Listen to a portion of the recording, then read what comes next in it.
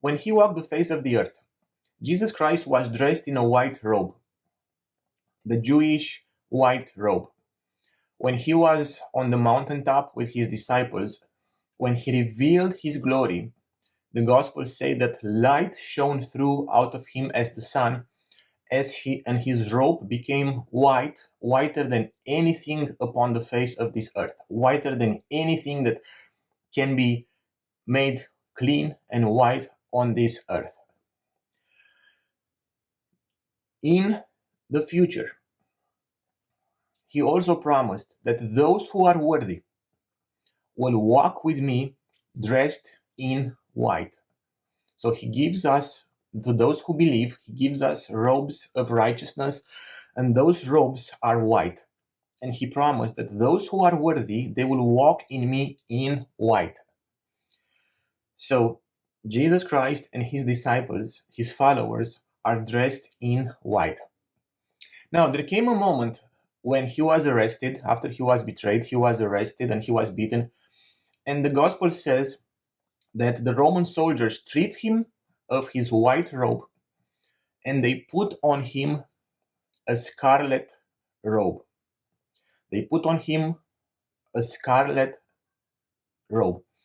And they mocked him and they beat him and they spat on him. And then they took the robe back from him. Now, in the Gospels, also in the book of Revelation, it is spoken of the beast that rises up out of the nations, and that beast is scarlet. That beast is dressed and covered in scarlet. Now, there's two robes. Is the robe of white and is the robe of scarlet. The beast that's full of the abominations of this earth is scarlet, and the robe of righteousness is white. So the sinfulness of the world is scarlet, and the purity of Jesus Christ is white. When Jesus was arrested, he was dressed in his white robe.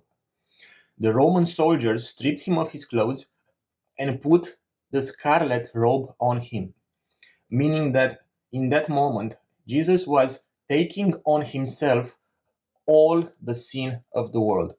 So his purity, his holiness took on himself the sin of the world, the scarlet of the world. So all the unrighteousness, all the sin of the world was laid on him. And they beat him, they spat on him, they mocked him.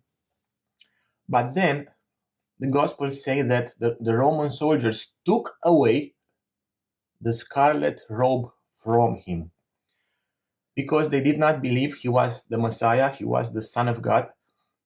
He took the robe and he wore it for a while, but then they took the robe from him, meaning that they had a chance to repent, but then they took the sins back upon themselves because they did not believe in him.